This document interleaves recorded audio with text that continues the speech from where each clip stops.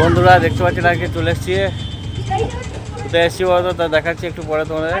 তেমন দেখো কোথায় এসেছি তো বলতো, আরে সামনে রমজান মাসে কেনাকাটার জন্য কিছু করতে হবে ঈদের বাজারে, সেই জন্য চলে এসেছি ঈদের বাজার করতে। ঢুকছে আমাদের রাজাদা, তা দেখি ভেতরে কি আছে। তো ভাই মলের ভেতরে যেই ঢুকে গেলাম তা দেখছি মানে আমাদের থেকে মেয়ে ছেলেদের কাপড় জামা বেশি আর কি, মানে ওদের আকর্ষণ টানলি আমাদের কিন্তু টেনে নিয়ে যাবে, বলবে চলো আমাদেরও চলো, কিনে দেবে আমাদের কিনে। তো আমাদের কম ওদের বেশি। তা গিয়ে আবার রাজা দেখছে গিয়ে হয়তো পা পোষ বলছে, আই তো 39 টাকা পা পোষ। আমি যে জিন্সের প্যান্টগুলো দেখি পা পোষ দেখে কী করবে, দেবে তাহলে চলো চলো, তাই মনে চলো ওপর দিয়ে চলো, এইসব নিচের দিকে মেয়ে ছেলেদের। তা আমাদের ওপর দিয়ে চলো, ওপর দিয়ে গিয়ে আমাদের জিন্সের প্যান্ট কী আছে দেখি গা। তো রাজা আসছে, আমি অটোমেটিক উঠে গেছি ওপরেতে। তো রাজা আমার পিছনে পিছনে আসছে, তা দেখবো আমাদের মাপে জিন্সের প্যান্ট হয় কি না। তো গিয়ে ভেতর দিয়ে ঢুকলাম দুতলার ওপরে।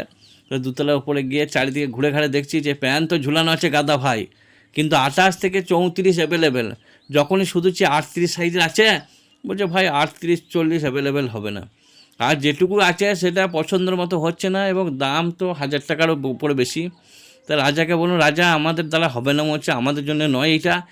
আমরা ওই একটু শরবত খেয়ে এক থাবা ওই কলাই ভুনা নিয়ে এক সের মুড়িকে চিবিয়ে আধ ঘন্টা ধরে খাই, আমাদের জন্য এই মল নাকি ভাই? আমাদের ছোটোখাটো দোকানে জায়গা সব কিনে লিগা, আমাদের দোকানে এগুলো যারা চামচে করে পোলাও ভাত ফ্রাইড রাইস খায় তাদের জন্য এইগুলো, আমাদের এইসব লয়। আমাদের পালি চোয়া গিয়ে আমরা গিয়ে ছোটোখাটো দোকানে গিয়ে ওই জিন্সের প্যান্ট আর জামা কিনে নিয়ে আসি গা। আর না হলে সস কিনে ঘর চ, খালি হাতে তো যাওয়া যাবে না। তাহলে একটা 1 লিটারের সস কিনে নে, দিয়ে দুজন মিলে পালি চ। তো এই কথা মজা করতে করতে ভাই আরও ভেতর দিয়ে ঢুকলাম।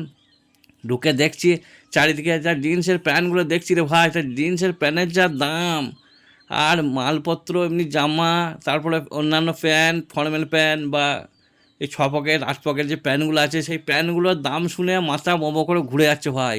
এখনও ঠান্ডা পড়েছে, তো এসিতে খানিক হাওয়া খেয়ে দামগুলো খালি একবার চোখে দেখে নিলাম, বললাম আমাদের আর ভাই দরকার নাই।